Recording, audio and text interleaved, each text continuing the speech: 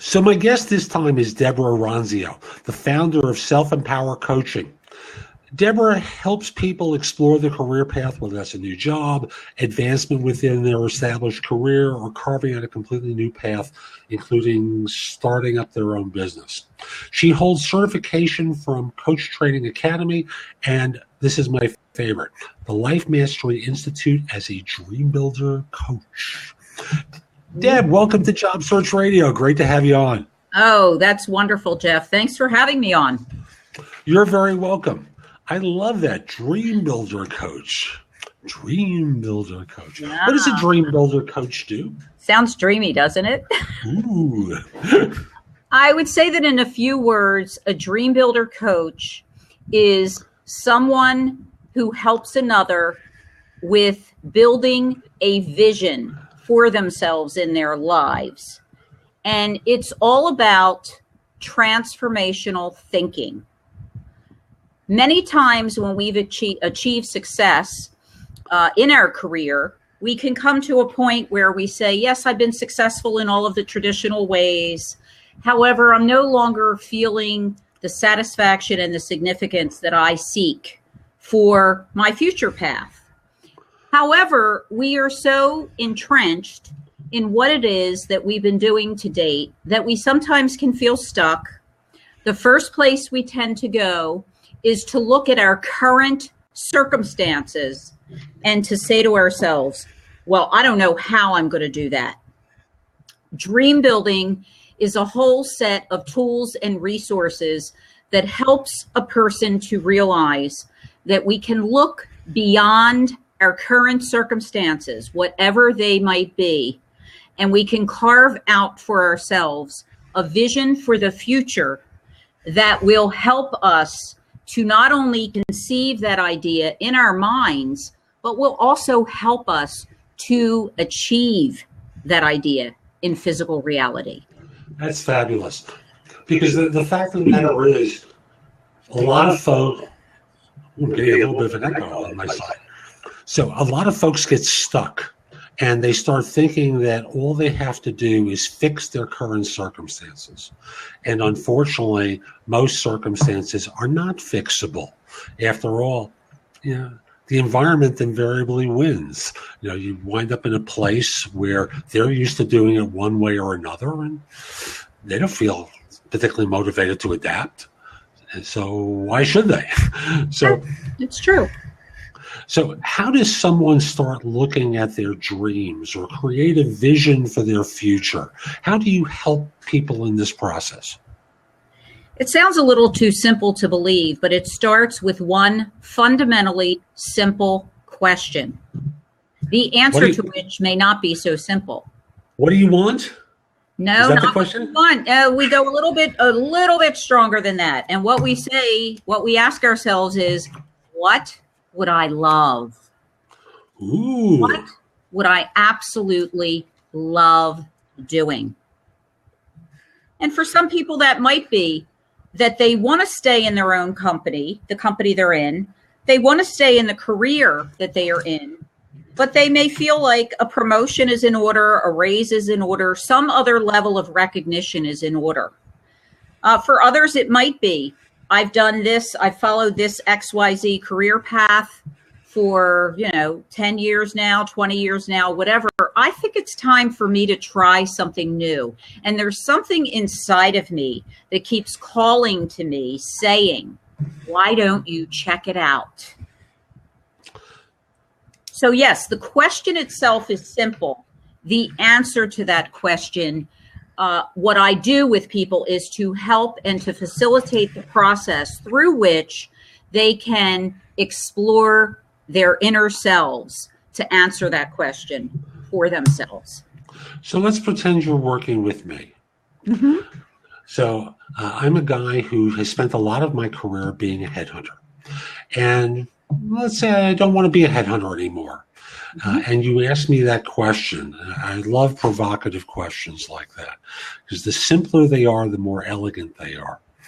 So I say to you, Deb, I'd like to be a coach. I want to help people be more successful in their lives and in their careers. What follows after that? How do you help work? Or how do you start working with me to bring a different outcome?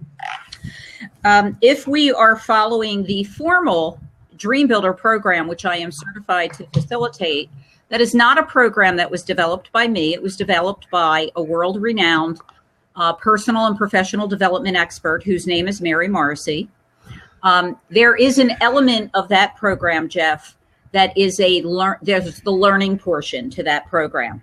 And the learning portion to that program would consist of a series of audio lessons matched to a workbook that really do take us inside ourselves. And so it may not at first glance appear that we're even dealing with your issue of how you change careers from being a headhunter to becoming a coach, okay?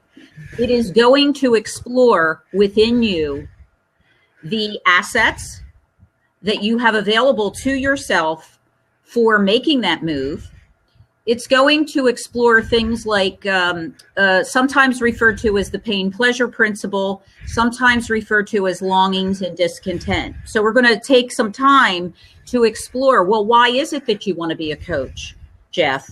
What is it that's inside of you that is calling you to minimize the pain that you might currently be experiencing, AKA the discontent, and to maximize the pleasure and the satisfaction that you want to feel from having pursued this path? It will also explore obstacles that you might face, be it fear of failure, or perhaps even fear of success, as well as some internal things that we sometimes need to do to clear our blockages that do occur within each and every one of us. So it's going to explore things like gratitude and forgiveness, and the way in which dealing with those internal issues that all of us have to some degree will help us to clear the path for making our way forward. I think it'd be easy for some people to hear exploring blockages, particularly around gratitude and forgiveness, and start thinking, oh man, woo-woo stuff. Yeah. I understand. And the truth of the matter is, it really isn't woo-woo. No, it isn't woo-woo. And what I would like to testify to during our conversation is that most people who know me and know me well would never describe me as a woo-woo person. That I am not.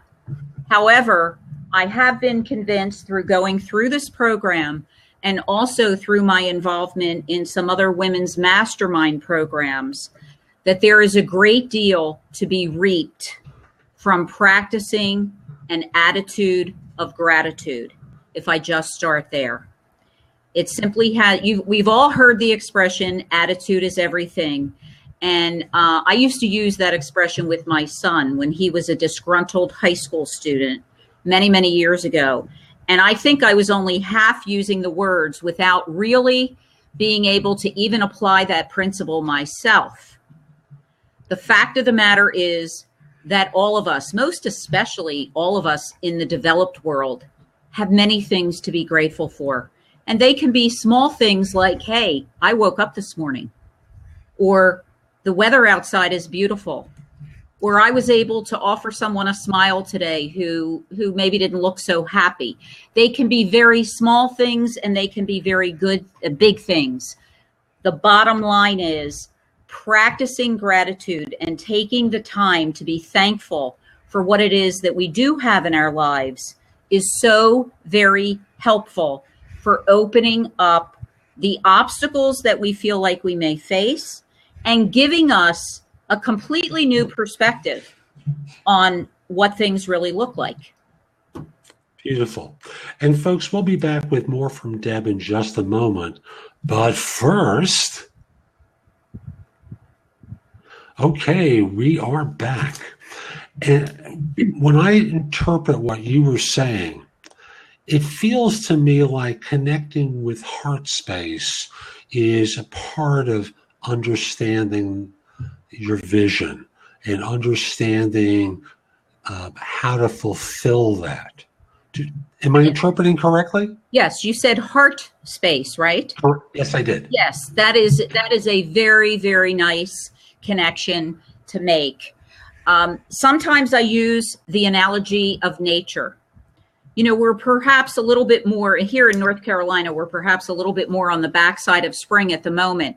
But if we can remember what it was like when everything started blossoming and blooming, and what did it look like maybe only a week or two prior to that? It looked dead, right?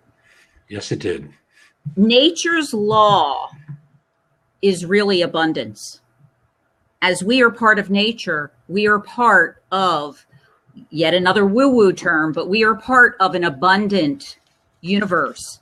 And if we can get in touch with that and really bring that into our heart space, as you named it, we will be able to develop a much different perspective in our lives and in our careers. And one of the practical ways that I think that will manifest itself is we will stop blaming others and we will stop blaming external circumstances for what happens to us. We will have a very keen recognition that what happens to us is in our control. And that's part of crafting the vision for us, for ourselves, and through ourselves in order that we can start living our lives from that vision. You mean we can't blame it on the politicians? We would love to, wouldn't we? And it seems as though a lot of people love to, judging by what I see on Facebook. Yeah. But and what do we do with that? You know, when we decide that we're going to blame something on someone else, we give our control. Sometimes in psychology circles, it's called our locus of control. We give our control away. We allow someone to take it over. And as my mentor reminds us, we start to live our lives by default, just kind of trying as much as possible to go with the flow, with the punches and the kicks and some of the kudos that life hands to us. She reminds us of an expression.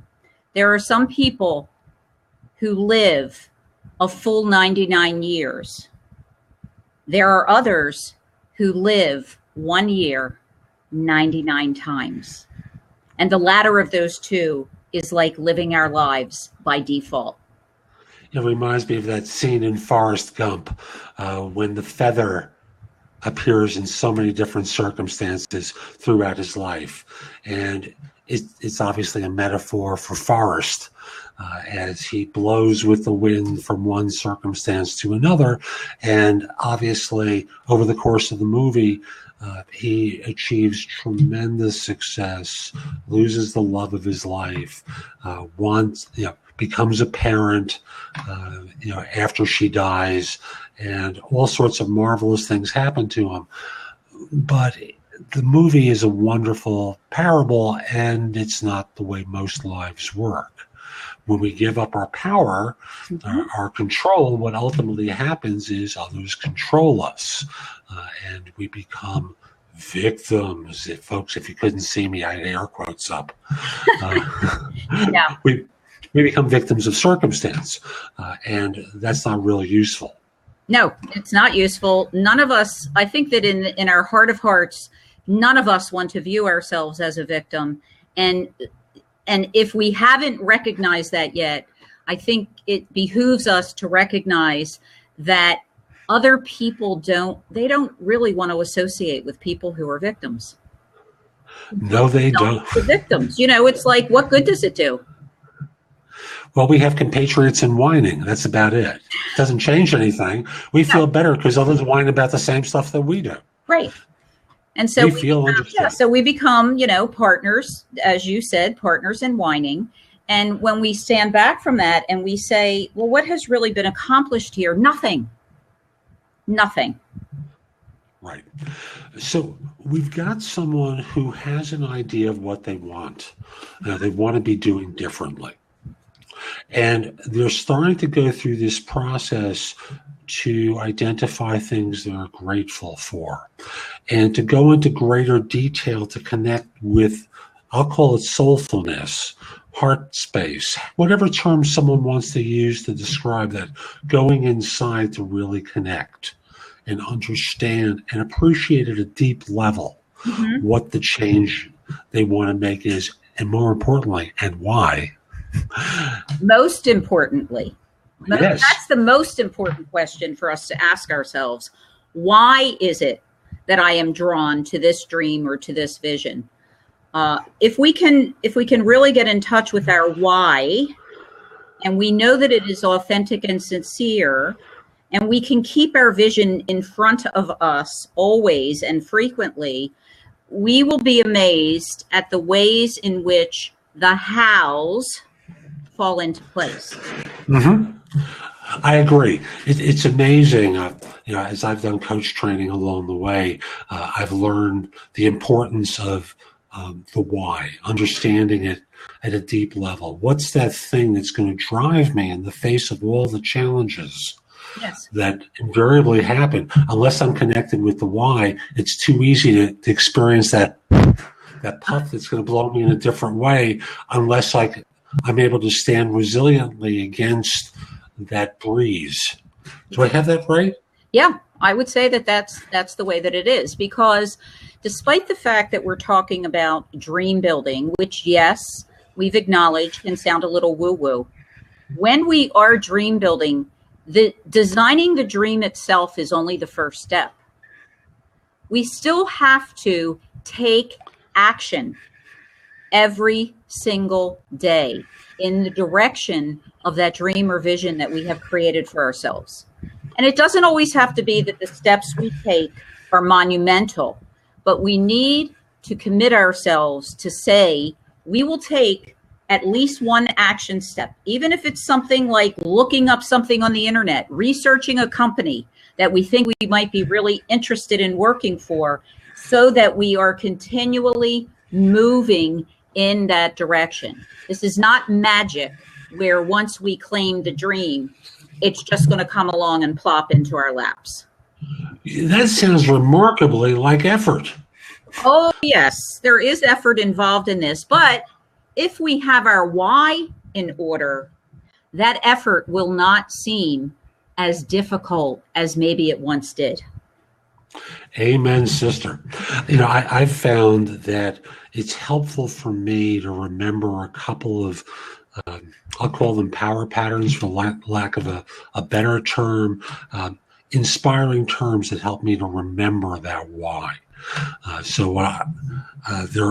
The two that always come to mind are bold and spirited leadership and heartfelt, liberated soulfulness that help move me when I'm facing those instances where it feels like, oh, this is so hard. I can't do this. This is so hard. Yeah. Another that we can use, sometimes one of the main things that paralyzes us is this fear of failure, this fear of stepping out on the limb, taking the risk, and oh my gosh, what's going to happen if we fail?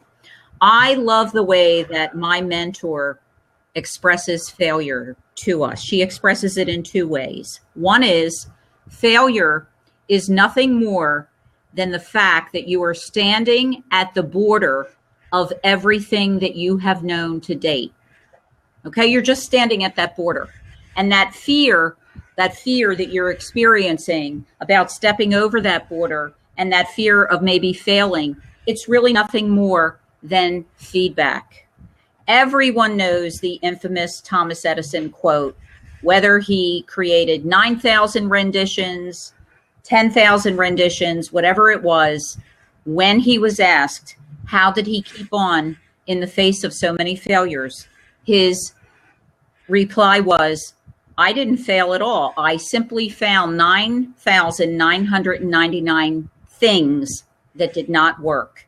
And I was able to use that information as feedback to further develop my idea. The other aspect of feeling like, this is really going to be hard, is if we can, some things will seem really hard. And especially if we're changing our mindset. Remember that for however old we are, We've had lots of stuff pumped into our head for a long time.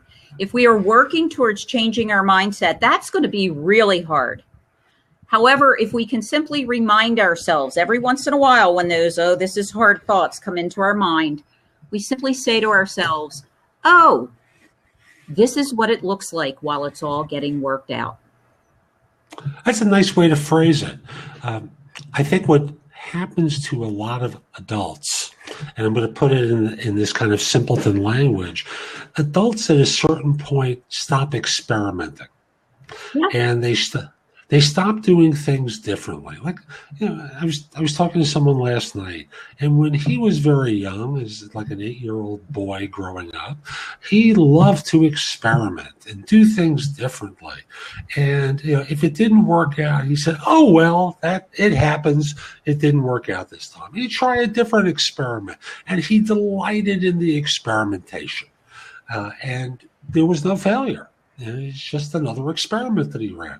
Right. And for people who are considering doing something different, you can think of it as an experiment instead of being this tragic, it didn't work out this time. Oh, God. let's get the drama out of it and think of it as an experiment and explore the outcome of it like Edison did, with a certain amount of judgment-free awareness that allowed him to evaluate and assess what happened, why it might have happened that way, and critique his work so that it wasn't about, oh, it didn't work this time. Instead, it was about, okay, I learned something from this. Let's go on to the next one. Sure. It's really important. The thing is that I didn't come to being an independent business owner until, excuse me, just about 3 years ago. Was that an intended cough, or was that one of those involuntary revealing coughs? No, I'm sorry. That was just a frog in my throat. Sorry about that. Okay. And to some degree, I was shoved into this scenario. I would like to sit here and have this conversation with you and say, oh, I did this all on my own. I thought it would be really cool to go off on my own and be a coach. When I look back at my career history, I've had a number of career transitions, both voluntary and involuntary. There was always something in me that told me that I was more entrepreneurial material than I was corporate material, because I'm not a person that really likes abiding by silly rules. And I'm not saying that all corporate rules are silly, but I think that anyone who's worked in corporate knows at least a little bit to say, well, some of them are.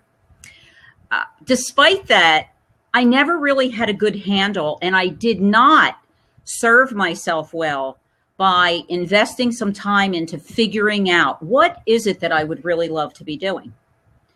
And I will share with everyone on this call, I was more or less invited out by my last organizational position, at which point, even at my age, I could have said, oh my gosh, what am I going to do? Wring my hands. I'm too old. I'm too this, I'm too that. But I basically knew that I could no longer, I just knew at that moment, I can no longer work for someone else. And I really do not know the full road ahead of me in terms of where this venture is going to take me, but I have got to do it. And the lesson there is that some of us do have these longings in our heart space, and we try to ignore them. They're never going to go away. They might go away for a while, but they're always going to come back. And that is really nothing more than our intuition speaking to us, calling us to at least explore that sense and that feeling that we have in us to see where it will take us. And folks, a lifetime is not a long time. We like to think of ourselves as immortal, but life is a way of showing us how foolish we are to hold those beliefs. At the end of the day, when you're lying on your back and reflecting on what it was, do you want to be saying to yourself, well, I made 80 calls today, or I wrote some good code, or is there something else that you've always wanted to do that would have made a difference to you and to the world. Absolutely. I don't know the right answer for you. You might be happy with those 80 phone calls and that great code, and that is phenomenal. No criticism whatsoever. I really mean that. But for those of you who've got that longing, who have that desire, don't wait. Spend the time and go through the process of figuring it out. So I had a good list, and folks, I must in all candor say, I had an iced tea accident yesterday that wiped out a lot of my work in preparing for the interview. I spilled iced tea on my notes from our pre-interview. So I apologize, Deb. What haven't I asked you so far that I should have asked you as part of helping people with their visioning toward their next career? I think that for as much as we could, there's a part of kind of discovering what this visioning might be, which people can usually experience if we set up a complimentary strategy call, which I always offer to potential clients, because the coaching relationship is such a personal thing that it's important that you're able to meet in some way, even if it's by telephone, the person that you might be working with, and know that you're able to establish a good rapport with them. I think that the last part of what I would like to share with your audience, Jeff, is that we don't only work on all of the dream building and vision building that we think might tend to be a little woo-woo. We actually will work on some very tangible elements of a career search when you get clarity on your way forward. So we will work on things like resume review, things like, is your LinkedIn profile up to snuff as part of your virtual network, and various items like that, so that it is not just, oh, I'm going to be in this program and I'm going to be able to change my mind, but I'm not going to have anything really actionable come out of this. I'm a very action-oriented person. I will work with people, and, in a coaching relationship, I'm sure that you're aware of this to a large degree. In a coaching relationship, you're looking to draw out of that individual what it is that they're seeking, because generally it does reside inside of them. It's just been kind of trapped in for a while. But once we are able to start drawing out of the person what it is inside of them, I help to give them the confidence and also provide the accountability for them of the promises that they make to themselves. I don't give assignments that anyone is doing for the purpose of satisfying me. We co-create assignments that the client believes will be valuable to them in the path that they are trying to travel. I will simply be their accountability partner by way of asking them, well, how did these things go for you? And that is something that all of us need to some degree, whether it's a career path change that we're looking for or even a general life path change.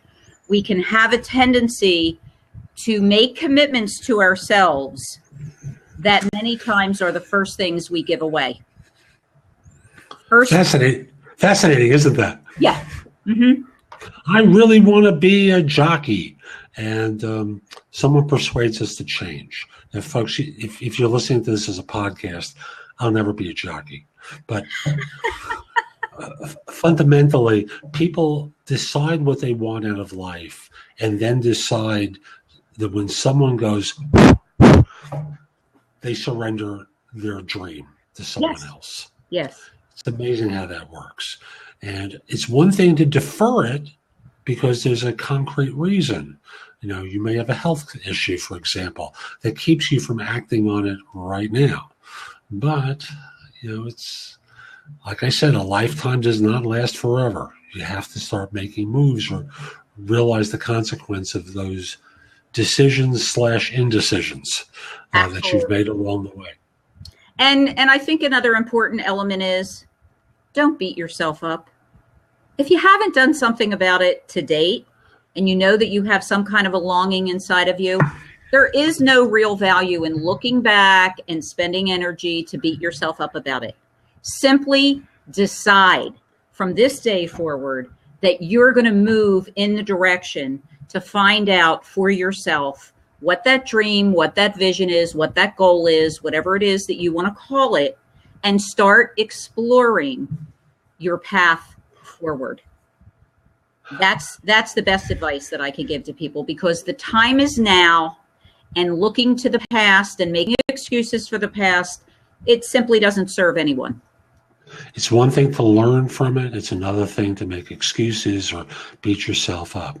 And I just want to pause and say, one of the people who's been watching us asked whether there's something that you do to help your clients build faith. Is that within your purview? Yes, it absolutely is. We talk about, there is a lesson within this program that talks about the juxtaposition, if you will, of both faith and fear. There's a couple of different perspectives on that I've heard lately that I find to be very mentally intriguing. One is that faith and fear cannot coexist. They cannot coexist. But another that I've heard just recently in the mastermind, the women's mastermind that I am a part of, is a very intriguing idea. And that is, guess what? Everyone has faith. And we can even have faith in a fear-based situation. And the example might be this. We can have faith in a fear-based situation if we believe in our hearts, strongly believe that we better not travel outside of the United States because we might contract Ebola or something like that. Okay? That is having faith in a fear-based situation, because we believe that it's possible for us to contract that. If we believe the opposite and we say, yes, practically speaking, it is possible for us to contract this XYZ virus. However, I'm going to do this and travel maybe to Africa, to a our or to a place outside of the United States because my dream or my goal is to serve other people. We're not going to focus so much. Our primary focus is not going to be the fear of contracting Ebola, but we definitely manage and work through fear-based issues in this program, because if we can't get through those, and part of that is taking the decision to get through those, then we will still remain stuck. Gotcha. Thank you. Deb, thanks for making time today to speak with everyone. How can people find out more about you and the work that you do? Well, first, I want to thank you, Jeff, for giving me the opportunity to share my thoughts on this subject.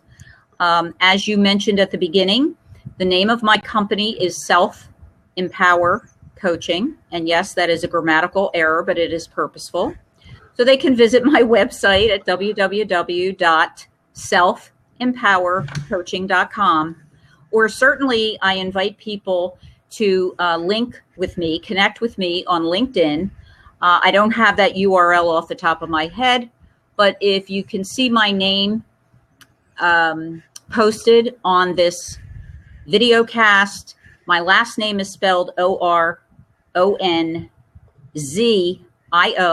first name Deborah, Deborah, and I don't believe there are any other Deborah Oronzio persons out there on LinkedIn. So I would invite you to come look into my profile a little bit further, and by all means, connect with me. Thank you, Deb. And folks, I'll be back next time with someone else who'll be here to help you with your job search. I'm Jeff Altman, the Big Game Hunter. I hope you enjoyed today's show. And I want to encourage you, visit my new site, jobsearchcoachinghq.com. There's going to be a ton of information there to help you find work more easily, and the ability to ask me questions about your job search so that you don't have to go it alone. After all, don't you find that job search is a rigged game with you on the outside and everyone else on the inside? So reach out to me through jobsearchcoachinghq.com. I'd love to help you. Hope you have a great day. Take care.